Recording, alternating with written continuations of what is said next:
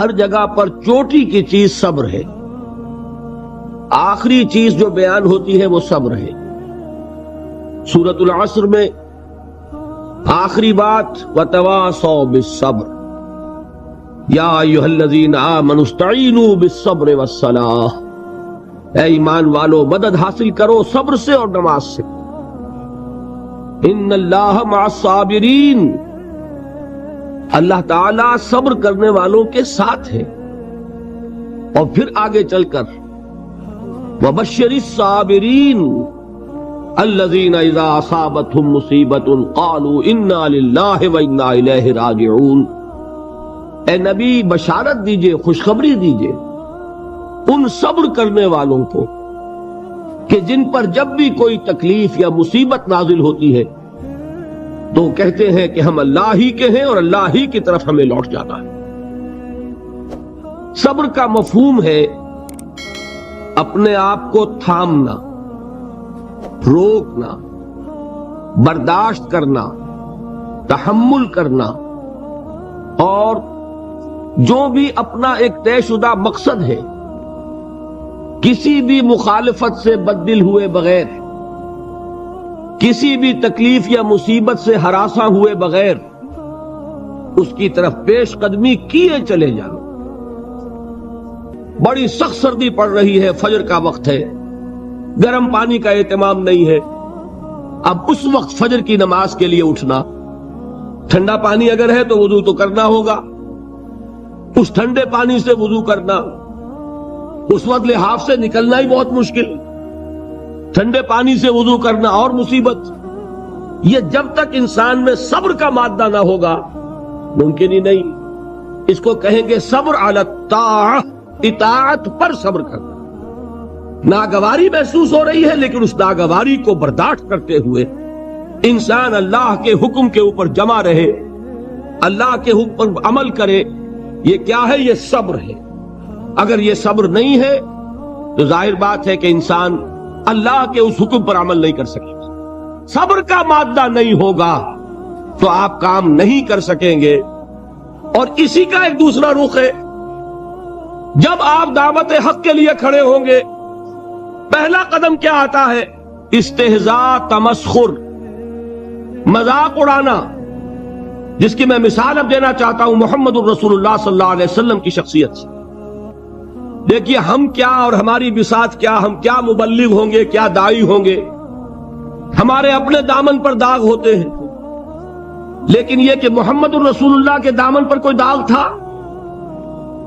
ان کو تو سارے مکے والے الصادق الامین کہتے تھے، نہایت محبوب شخصیت تھے، ان کے لیے تو جا صادق جا الامین یہ الفاظ سننے میں آتے تھے، آنکھوں کا تارا۔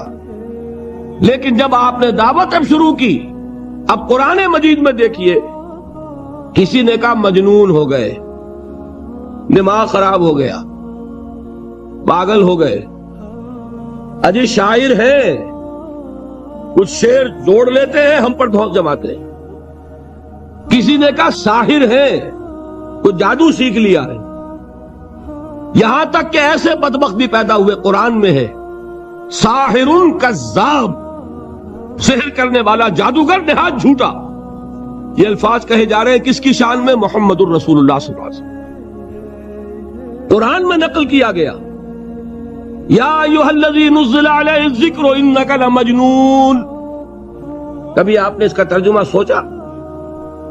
اے وہ شخص، دیکھیے تصور کیجئے حضور جا رہے ہیں، تشریف لے جا رہے ہیں، کسی دعوت میں ہے، تبلیغ میں، یا ویسے ہی تشریف لے جا رہے ہیں، اور کوئی ایک جمگھٹا ہے لوگوں کا، ادھر سے فقرہ آتا ہے، تیر کی طرح لگتا ہے دل میں جا کر محمد کے صلی اللہ علیہ وسلم۔ اے وہ شخص جس کا یہ خیال ہے کہ اس پر کوئی ذکر نازل ہو رہا ہے، ہمارے خیال میں تو تمہارا دماغ خراب ہو گیا۔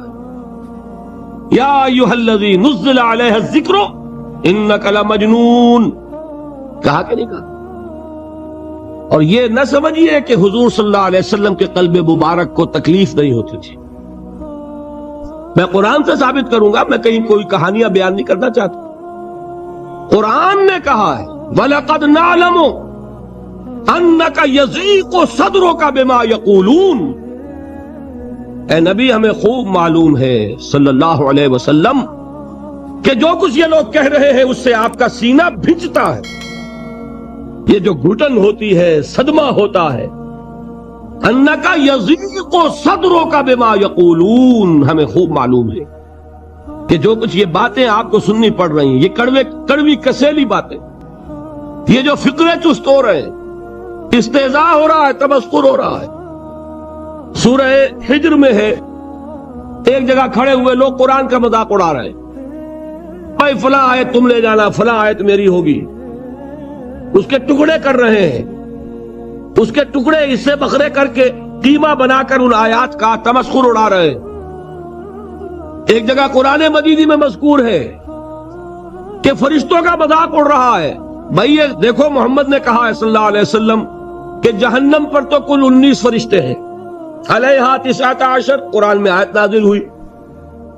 ایک پہلوان کہتا بھائی 10 کو تو میں سنبھال لوں گا، باقی 9 کا تم انتظار کر لو۔ یہ باتیں آ رہی ہیں حضور کے کانوں میں، کلام الہی کے ساتھ کیا سلوک ہو رہا ہے، مجھ پر کیا فقرے چست کیے جا رہے ہیں، مجھ پر جس طریقے سے استہزاء اور تمسخر کا رویہ اختیار کیا گیا ہے، دل بھج رہا ہے، دل میں صدمہ ہے۔ دیکھیے سورہ نون ہے، اور میرے نزدیک یہ دوسری وحی ہے جو حضور پر نازل ہوئی ہے، اس کی ابتدائی آیات، نون والقلم وما یسطرون ما انت بنعمت ربک بمجنون وان لک لاجرا غیر ممنون وانک لعلی خلق عظیم فستبصر ویبصرون بأیکم المفتون ان ربک هو یعلم بمن ضل عن سبیلہ وهو اعلم بالمہتدین۔ نون، قسم ہے قلم کی اور جو کچھ یہ لکھتے ہیں۔ اے نبی آپ اپنے رب کی نعمت سے مجنون نہیں ہیں۔ یہ کیوں کہا جا رہا ہے؟ حضور کو جو صدمہ پہنچا ہے وہی نازل ہوئی ہے دل جوئی کے لیے، تسلی کے لیے۔ آپ کیوں برا منا رہے ہیں؟ اے نبی آپ کیوں صدمہ اور رنج اور اندوہ محسوس کر رہے ہیں؟ ان بدبختوں کے کہنے سے کوئی آپ مجنون ہو جائیں گے؟ مانتا بے نعمت ربک بمجنون وَإِنَّ لَكَ لَأَجْرًا غَيْرَ مَمْنُونَ، آپ کو جو یہ صبر کرنا پڑ رہا ہے، آپ کو جو یہ جھیلنا پڑ رہا ہے، اس کی وجہ سے آپ کو وہ اجر ملے گا جس کا سلسلہ کبھی منقطع نہیں ہوگا۔ وَإِنَّكَ لَعَلَىٰ خُلُقٍ عَظِيمٍ، اور اے نبی آپ تو خلق عظیم کے حامل ہیں۔ آپ کا اخلاق، آپ کا کردار، آپ کی سیرت، آپ کی شخصیت میں طہارت، نفاست، پاکیزگی، آج تک دنیا نے کوئی پاگل، کوئی مجنون ایسا بھی دیکھا؟ یہ ساری باتیں اللہ تعالی حضور کی دلجوئی کے لیے فرما رہے ہیں۔ اس سے آپ اندازہ کیجئے کہ کتنا صدمہ ہوتا ہوگا۔ یہی ہے، اس ساری چیز کو جمع کیجئے تو یہ چیز کیا ہے؟ وَاصْبِرْ عَلَىٰ مَا يَقُولُونَ وَاهْجُرْهُمْ هَجْرًا جَمِيلًا، صبر کرو اے نبی، صبر کرو اے محمد صلی اللہ علیہ وسلم، جھیلو اور برداشت کرو اس پر جو یہ کہہ رہے ہیں۔ یریدون لیطفئوا نور اللہ بافواہہم، یہ چاہتے ہیں کہ اللہ کے نور کو اپنے منہ سے بجھا دے، پھونکے مار کے ہی بس۔ نور خدا ہے کفر کی حرکت پہ خندہ زن، پھونکوں سے یہ چراغ بجھایا نہ جائے گا۔ یریدون لیطفئوا نور اللہ بافواہہم واللہ متم نورہ ولو کرہ الکافرون، یہ چاہتے ہیں کہ اپنے منہ کی پھونکوں سے اللہ کے نور کو بجھا دیں، حالانکہ اللہ تعالیٰ تو اپنے نور کا اتمام فرما کر رہے گا، خواہ ان کافروں کو کتنا ہی ناگوار ہو۔ اس کی ترجمانی ہے نور خدا ہے کفر کی حرکت پہ خندہ زن، پھونکوں سے یہ چراغ بجھایا نہ جائے گا۔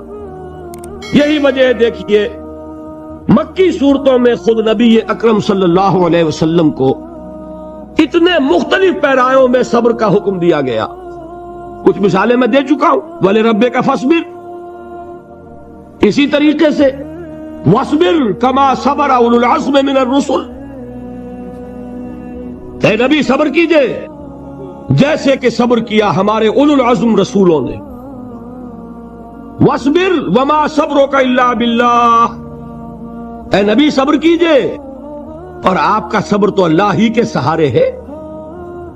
وَاصْبِرْ لِحُکْمِ رَبِّكَ، یہ سورہ نون جس کی ابتدائی آیات میں نے آپ کو سنائی، نون والقلم وما یسطرون ما انت بنعمت ربک بمجنون. اس کا اختتام کیا ہوتا ہے؟ وَاصْبِرْ لِحُکْمِ رَبِّكَ وَلَا تَكُنْ كَصَاحِبِ الْحُوتِ اِذْ نَادَىٰ وَهُوَ مَكْظُومٌ. اے نبی صبر کیجئے اپنے رب کے فیصلے کا، انتظار کیجئے اور اس مچھلی والے کے مانند نہ ہو جائیے. مچھلی والا کون؟ حضرت یونس علیہ السلام. مچھلی والے نے اپنے دینی حمیت اور غیرت جو تھی اس کی وجہ سے اللہ کے حکم کا انتظار نہیں کیا، اپنی قوم کو چھوڑ کر چل دی. نبی کا، رسول کا یہ معاملہ ہوتا ہے. جیسے کہ آپ کو معلوم ہے کوئی افسر ہے کسی حکومت کا، وہ اپنی پلیس آف ڈیوٹی کو نہیں چھوڑ سکتا. He must stick to his place of duty.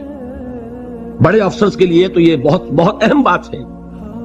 تو اے رسول، جہاں آپ کو ہم نے تعینات کیا ہے آپ وہاں سے ہل نہیں سکتے کہ ذرا مخالفت ہوئی، لوگوں نے فقرے چست کیے اور آپ کہیں اور چل دیے. دفعہ ہوئیے، یہ بات نہیں سننا چاہتے، میں کسی اور کو سناؤں گا. ہو سکتا ہے نا؟ ہم تو کرتے ہیں نا یہ، اس لیے کہ ہمیں تو اللہ نے کہیں تعینات تو نہیں کیا نا. اگر ایک جگہ کے لوگ بات نہیں سنتے، چلو بھائی ہم کہیں اور جائیں گے، وہاں بات سنائیں گے. لیکن رسول کا معاملہ ہوتا ہے جو اس کی پلیس آف اپوائنٹمنٹ ہے، he cannot leave his place without the express permission of اللہ سبحانہ و تعالی. آپ نے یہ سنا ہوگا، سیرت کی تقاریر میں پڑھا ہوگا کہ مدینے کی طرف ہجرت کی اجازت حضور نے تمام صحابہ کو دے دی، خود منتظر رہے جب تک کہ اللہ کی طرف سے اجازت نہیں آ گئی. حضرت ابوبکر پوچھتے رہتے تھے حضور اجازت آ گئی کہ نہیں؟ نہیں ابھی نہیں آئی. حضور اذن آ گیا؟ نہیں آیا. ابھی نہیں آیا. حبشہ کی طرف سب کو بھیج دیا، اجازت دے دی جو جانا چاہے چلا جائے. حضور کی صاحبزادی جو حضرت عثمان کے نکاح میں تھی وہ بھی ہجرت کر رہی، لیکن حضور تو نہیں گئے. رسول نہیں چھوڑ سکتا اپنی جگہ کو. یہاں تک کہ تمام تقریباً صحابہ چلے گئے، حضور رہ گئے، حضرت ابوبکر رہ گئے، حضرت علی رہ گئے. اور حضرت ابوبکر پوچھ رہے ہیں بار بار اجازت آئی یا نہیں؟ نہیں ابھی نہیں آئی. حضرت عائشہ نے واقعہ بیان کیا کہ ایک روز اچانک دوپہر کے وقت ہم نے دیکھا کہ حضور نے اپنے پورے جسم کو ڈھانپا ہوا ہے، چہرے کو بھی کپڑے میں ڈھانکا ہوا ہے اور تشریف لا رہے ہیں. یہ اس میں تعجب کی بات یہ کہ عرب میں آج بھی آپ کو معلوم ہے کہ یہ چیز جو ہے ان کی روایات کے خلاف ہے کہ دوپہر کے وقت کوئی کسی سے ملنے جائے. یہ وقت جو ہے قیلولے کا ہے، آرام کا ہے. تو اے ٹھیک دوپہر کے وقت تشریف لائے حضور. آپ نے آ کے حضرت ابوبکر سے فرمایا کہ اجازت آ گئی ہے. حضرت ابوبکر نے بہت خوش ہو کر ایک بات کہی، حضور میں نے 2 اونٹنیاں تیار کی ہوئی ہیں. یعنی اب آپ وہ تو سوچتے تھے نا شاباش ملے گی کہ میں نے تیاری کی ہوئی ہے. میں نے 2 اونٹنیوں کو خوب کھلا پلا کے فربا کیا ہوا ہے، بڑی توانا ہے تاکہ ہم تیزی کے ساتھ سفر کر سکیں. حضور نے توقف کیا، فرمایا ہاں ٹھیک ہے، 1 اونٹنی میں استعمال کروں گا لیکن میں اس کی قیمت ادا کروں گا. حضرت ابوبکر کی آنکھوں میں آنسو آ گئے. روتے ہوئے کہا حضور مجھ سے یہ مغایرت، کیا یہ جان اور مال کسی اور کے لیے ہے؟ آپ مجھ سے بھی کہہ رہے ہیں میری اونٹنی جو ہے وہ بھی بلا معاوضہ آپ کو بولنے فرما رہے ہیں. یہ ہے محمد الرسول اللہ کی غیرت اور حمیت کا معاملہ. اب دیکھیے ایک بات عجیب ہے، یہ ربط اپنے ذہن میں رکھیے. اللہ تو صبر کی تلقین کر رہا ہے اپنے رسول کو، اور رسول یہی تلقین کر رہے ہیں اپنے صحابہ کو. صبر کرو، جھیلو، برداشت کرو، ہاتھ مت اٹھانا، کوئی جوابی کارروائی نہیں ہوگی، بلکہ اپنے اوپر جھیلو جو کچھ جھیلنا ہے، ڈٹے رہو، پیچھے مت ہٹنا، یہ صبر ہے. لیکن ہاتھ اٹھانے کی اجازت نہیں. چنانچہ اب ذرا چشم تصور سے دیکھیے، ابو جہل اس نے جو بدترین روش اختیار کی، وہ ایک خاندان تھا حضرت یاسر، ان کی اہلیہ حضرت سمیہ اور ان کے فرزند حضرت عمار رضی اللہ تعالی عنہم. یہ غلام نہیں تھے. حضرت سمیہ تو کنیز تھیں لیکن یاسر غلام نہیں تھے. ان کی کہانی یہ ہے، واقعہ یہ ہے کہ یہ بہت نیک آدمی تھے. یاسر یمن کے باشندے. انہیں کو خواب میں بشارت ہوئی کہ نبی کا ظہور ہونے والا ہے مکے میں، جاؤ شاید ان کے قدموں تک پہنچ جاؤ۔ یہ یمن سے ترک وطن کر کے مکے آ گئے۔ ابو جہل کا ایک چچا تھا، بہت شریف النفس انسان، اس کے ساتھ معاہدہ کیا حلیف بن کر، اور وہ مکے میں رہنے لگے۔ اس لیے کہ یہ نوٹ کر لیجئے، مکہ اس وقت ایک قبیلے کا شہر تھا، صرف قریش۔ یا قرشی رہ سکتا تھا وہاں، یا قرشی کا حلیف، کہ اگر تو کسی قرشی نے آپ کو امان دی ہوئی ہے تو آپ رہ سکتے ہیں مکے میں، ورنہ نہیں۔ یا تیسرے قرشی کا غلام، غلام تو ملکیت ہی ہے اس کی، جیسے بھیڑ بکری ہے کسی قرشی کی، اسی طرح اس کے غلام ہے۔ یہ تین کیٹیگریز تھی انسانوں کی مکے میں۔ کسی کو نوٹ کیجئے کہ جو بیچارے غلام تھے وہ سب سے زیادہ ستائے گئے، اس لیے کہ غلاموں کے تو حقوق ہی کوئی نہیں تھے۔ بلال غلام تھے، ابو فقی غلام تھے، زنیرہ ایک کنیز تھی، ان کو جو ماریں پڑی ہیں اس کا آپ کو معلوم ہے۔ حضرت بلال کے ساتھ جو کچھ امیہ ابن خلف نے کیا، کہ جس طریقے سے کہ حیوانوں کی لاشیں جو ہے کھینچ کر گھسیٹ کر لے جائی جاتی ہیں، ان کی گردن میں رسی ڈال کر گھسیٹتے، اسی طریقے سے حضرت بلال کے گردن میں رسی ڈال کر پھر دوپہر کے وقت مکے کی سنگلاخ گلیوں کے اندر گھسیٹا جاتا، نیچے زمین جل رہی ہے توے کی طرح، اور ویسا بھی ہوتا تھا کہ چت لٹا دیا، اوپر سے وہ آگ مکے کا، کہ سورج جو ہے ذرا نوٹ کیجئے، آگ برسا رہا، نیچے زمین توے کی طرح جل رہی ہے، اور ایک بھاری سل بھی لا کر جو ہے سر پر رکھ دی، چھاتی پر رکھ دی گئی ہے کہ آواز نہیں نکل رہی، جھاگ نکل رہے منہ سے، لیکن اس حال میں بھی احد احد احد، ایک ایک اللہ، قل هو اللہ احد، الفاظ نکل رہے۔ یہ ہے وہ صبر، صبر علی الابتلاء، صبر علی الایذاء، یہ ابتلاء اور ایذاء پر صبر ہے، جھیلو برداشت کرو، اس توحید پر قائم رہو، محمد کی رسالت کے اقرار کرتے رہو صلی اللہ علیہ وسلم، لیکن ہاتھ نہیں اٹھانا۔ اب میں آپ کو بتا رہا تھا یہ تو غلام تھے، یہ جو تھے یاسر، یہ حلیف تھے، غلام تو نہیں تھے نا۔ البتہ وہ ابو جہل کے چچا کی کنیز تھی یہ سمیہ، انہوں نے اجازت لے کر ان سے نکاح کر لیا، یہ تو کنیز رہیں گی۔ بیٹا جو ہوا وہ بھی ایک طرح سے، جب کنیز زیادہ ہے تو غلام ہو گیا، عمار ابن یاسر۔ وہ جو شخص تھا بہت شریف النفس ابو جہل کا چچا، وہ مر گیا، اب ابو جہل جو ہے اس خاندان کا سربراہ ہے، لہذا یہ تینوں جو افراد ہیں وہ اس کے رحم و کرم پر ہے۔ یاسر کو بھی پروٹیکشن اگر ہے تو ابو جہل کی ہے، ابو جہل جو چاہے کرے، اور سمیہ تو کنیز ہے ہی، اس کا تو کوئی حق ہے ہی نہیں، جو چاہے کرے، اور عمار ان دونوں کا بیٹا ہے، لہذا بدترین معاملہ کیا ابو جہل نے ان تین افراد کے ساتھ۔ حضرت سمیہ کے ساتھ جو کچھ کیا گیا ہے آپ اس کا تصور نہیں کر سکتے۔ بالآخر جو شہید کیا حضرت سمیہ کو ایذائیں دے دے کے، سسکا سسکا کے، ان کے جسم کے نازک حصوں کو جلا کے، داغ دے کر، کہتا کیا تھا؟ ایک دفعہ کہہ دو کہ میرا جو یہ بت ہے یہ بھی الہ ہے، مان لو میں چھوڑ دوں گا۔ تنگ آ گیا، کسی طریقے سے ایک دفعہ کہہ دو پھر میں چھوڑ دوں گا۔ لیکن یہ میاں بیوی حضرت یاسر اور حضرت سمیہ رضی اللہ تعالی عنہما، یہ ہے ثبات، یہ ہے صبر، یہ ہے استقلال، ایک مرتبہ بھی کہنے کے لیے تیار نہیں، جو چاہو کر لو، اب ہم تو اس سے پیچھے نہیں ہٹیں۔ تنگ آ کر اس نے حضرت سمیہ کی تو شرمگاہ میں برچھا مارا ہے اور شہید کیا۔ حضرت یاسر کے بارے میں ایک روایت یہ ہے، ستا ستا کے، تنگ کر کر کے، آخر کار جو ختم کیا، انہیں شہید کیا کس طرح؟ 4 سانڈ اونٹ جوان، ان سے رسے باندھے، ایک رسے سے ایک بازو باندھا، دوسرے سے دوسرا بازو باندھا، تیسرے سے ایک ٹانگ باندھی، چوتھے سے دوسری ٹانگ باندھی، اور چاروں کو دوڑایا ہے کہ جسم کے پرخچے ہو گئے۔ اس وقت سامنے سے حضور گزرتے تھے جبکہ آل یاسر کے ساتھ یہ معاملہ ہو رہا ہے، کیا فرماتے تھے؟ اسبروا یا آل یاسر فإن موعدکم الجنہ، اے یاسر کے گھر والوں صبر کرو، جھیلو، اس لیے کہ تمہارے وعدے کی جگہ جنت ہے.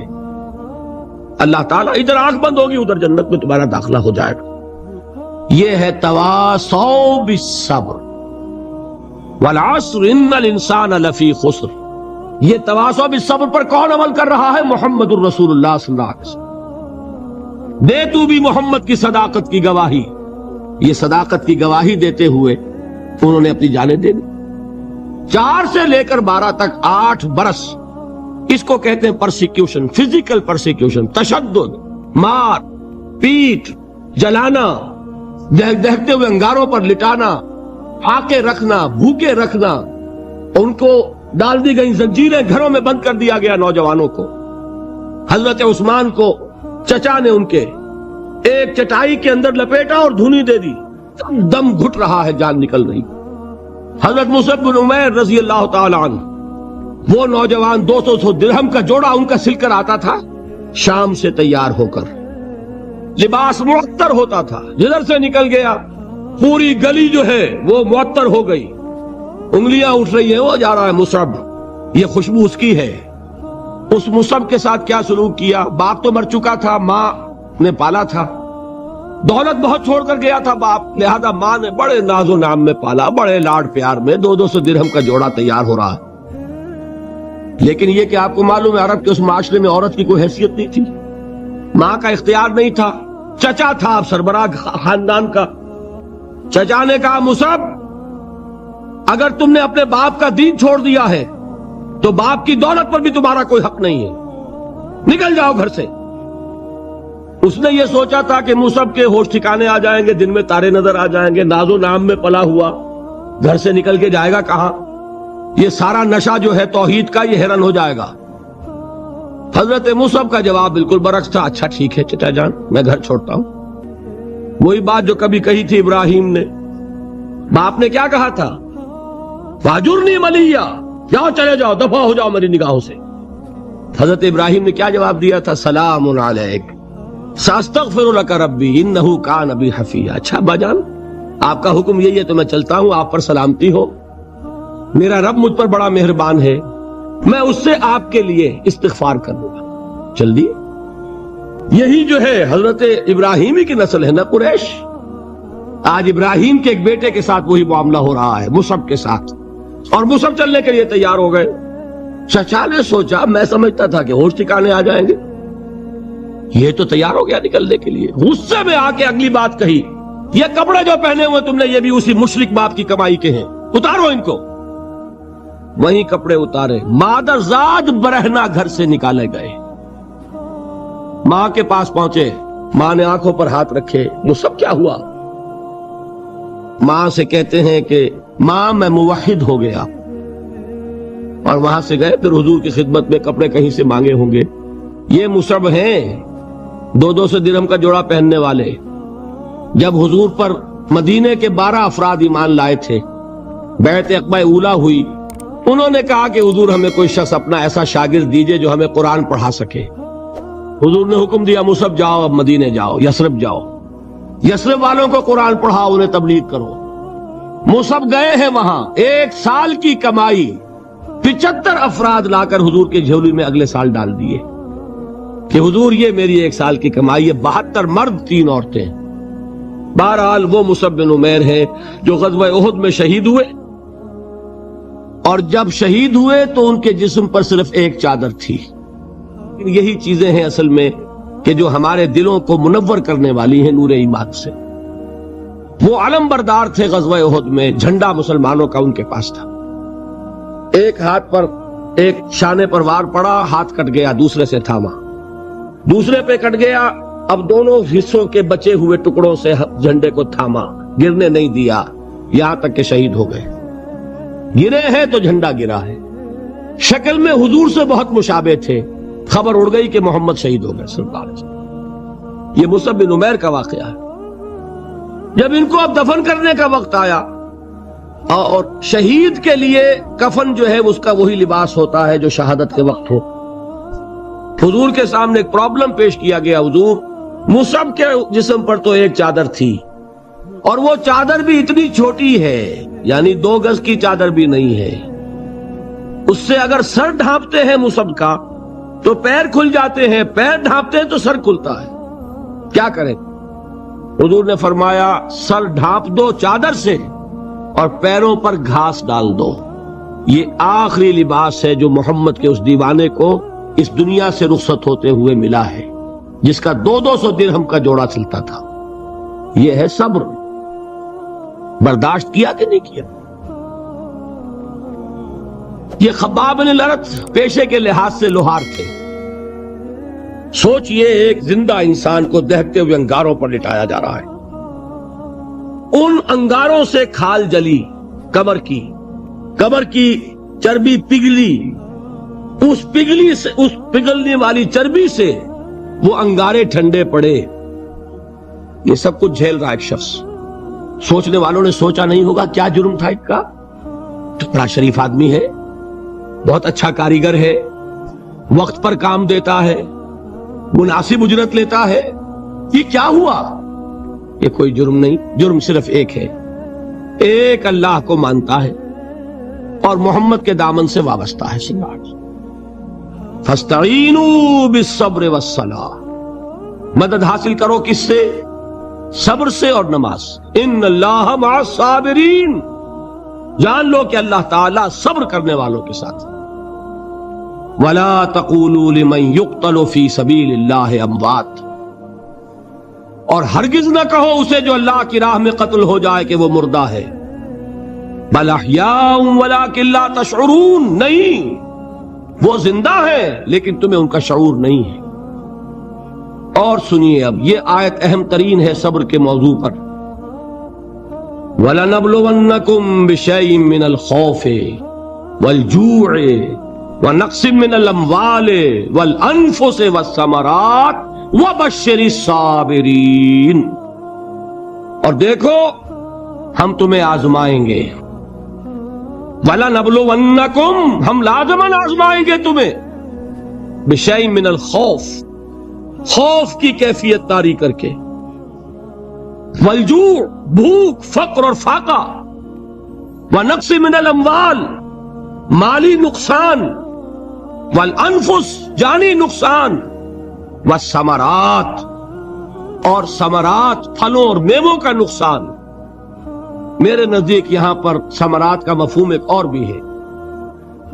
ایک تو صاف تھا کھجور کی فصل تیار ہے، غزوہ تبوک جانے کا حکم مل گیا، کون اتارے گا؟ اور کھجور وقت پر اتری نہیں، برباد ہو جائے گی۔ یہ ہو رہا ہے نا میووں کا نقصان۔ اور میرے نزدیک یہاں یہ بھی ہے، بسا اوقات بہت سی محنتوں کا نتیجہ انسان دیکھتا کہ ضائع چلا گیا، میں نے 10 سال محنت کی، حاصل کوئی نہیں نکلا۔ یہ ثمرات کیا ہے؟ محنتوں کے ثمرات کا ضیاع۔ کوشش آپ نے کی، قسمت کی خوبی دیکھیے، ٹوٹی کہاں کمن، 2-4 ہاتھ جب کے لبے بام رہ گئے۔ Be prepared. ایک شاعر کے یہ اشعار ہیں، یہ فصل امیدوں کی ہمدم، اس بار بھی غارت جائے گی، سب محنت صبحوں شاموں کی اب کے بھی اکارت جائے گی۔ میرے نزدیک یہ ثمرات کا جو لفظ یہاں آیا ہے، وَنَقْصٍ مِّنَ الْأَمْوَالِ وَالْأَنفُسِ وَالثَّمَرَاتِ، سب محنت صبحوں شاموں کی اب کے بھی اکارت جائے گی۔ دھرتی کے کونوں کھدروں میں پھر اپنے لہو کی کھاد بھرو، پھر مٹی سینچو اشکوں سے، پھر اگلی رت کی فکر کرو، پھر اگلی رت کی فکر کرو، جب پھر ایک بار اجڑنا ہے۔ ایک فصل پکی تو بھر پایا، تب تک تو یہی کچھ کرنا ہے۔ ایک مقصد ہے سامنے، انقلاب برپا کرنا ہے۔ ایک کوشش ناکام ہو جائے کوئی پرواہ نہیں، نیکسٹ، پھر تیار رہو ناکامی کے لیے۔ ایسا نہ ہو جو انگریزی میں کہتے ہیں hope for the best but be prepared for the worst. ایسا نہ ہو کہ دوسری مرتبہ ناکام ہو کے بددل ہو جاؤ، تمہاری ہمتیں جواب دے جائیں، نہیں، پہلے سے تیار رہو کہ دوسری مرتبہ بھی ناکامی آئے تو آئے، لیکن جب تک کہ کامیابی حاصل نہیں ہوتی ہمیں یہ کام کیے چلے جانا۔ دیکھیے سیرت میں آیا کہ نہیں یہ واقعہ؟ بدر میں مسلمانوں کو فتح ہوئی تو احد میں زک پہنچی کہ نہیں؟ 70 صحابہ شہید ہوئے کہ نہیں؟ اگر ان کی ہمتیں جواب دے جاتی تو گاڑی کیسے چلتی آگے؟ تو فرمایا وَلَنَبْلُوَنَّكُمْ بِشَيْءٍ مِّنَ الْخَوْفِ وَالْجُوعِ وَنَقْصٍ مِّنَ الْأَمْوَالِ وَالْأَنفُسِ وَالثَّمَرَاتِ، ہم تمہیں لازماً آزمائیں گے خوف کی کیفیت سے، فقر و فاقے کی کیفیت سے، بھوک سے، جان کے نقصان سے، مال کے نقصان سے، محنتوں کے حاصل کے ضائع ہو جانے سے۔ وَبَشِّرِ الصَّابِرِينَ، اور اے نبی بشارت دیجئے صبر کرنے والوں، الذین اذا اصابتہم مصیبت، وہ کہ جب ان پر کوئی تکلیف آئے، کوئی مصیبت آئے، کوئی آزمائش آئے، قالوا انا للہ وانا الیہ راجعون، وہ یہ کہیں کہ ہم اللہ ہی کے ہیں، اللہ ہی کی طرف لوٹ جانا ہے۔ یہ وہی انداز ہے جو میں نے فارسی کا شعر سنایا تھا آپ کو کہ سرے تسلیم خم ہے جو مزاج یار میں آئے۔ وہ ہمارا مولا ہے، ہمارا آقا ہے، اگر اسے یہی منظور ہے تو ہمیں بھی یہی منظور۔ میں نے تسلیم و رضا کی بات کی تھی نا، آپ کو کچھ شعر سنائے تھے، ایک شعر اور سنیے، اور یہ کس کا ہے؟ محمد علی جوہر کا۔ ایک مرتبہ جیل گئے، ان کی ایک بیٹی جوان بیمار ہوئی، فوت ہو گئی، باہر چھوڑا انگریز نے، جاؤ بھائی دفن کر دو بیٹی کو۔ دوسری مرتبہ جیل گئے، دوسری جوان بیٹی اسی مرض میں مبتلا ہوئی۔ اب یہ جیل میں ہے، خبر پہنچی کہ دوسری بیٹی کے اوپر بھی اسی مرض کا حملہ ہوا ہے۔ ایک نظم لکھی ہے جس کا آخری شعر یہ ہے، تیری صحت ہمیں منظور ہے لیکن اس کو نہیں منظور تو پھر ہم کو بھی منظور نہیں۔ یہ ہے، جب تک یہ کیفیت نہ ہو اس میدان میں آدمی ثابت قدم نہیں رہ سکتا کہ میرے رب کو اگر یہ منظور ہے تو یہی مجھے منظور ہے، اور تیری صحت ہمیں چاہیے تو ضرور لیکن ہمارے رب کو منظور نہیں تو ہمیں بھی منظور۔ راضی برضائے رب۔ وَبَشِّرِ الصَّابِرِينَ الَّذِينَ اِذَا أَصَابَتْهُمْ مُصِيبَةٌ قَالُوا اِنَّا لِلَّهِ وَإِنَّا إِلَيْهِ رَاجِعُونَ۔ نہ شود نصیب دشمن کے شود ہلاک تیغت، سر دوستہ سلامت کے تو خنجر آزمائی۔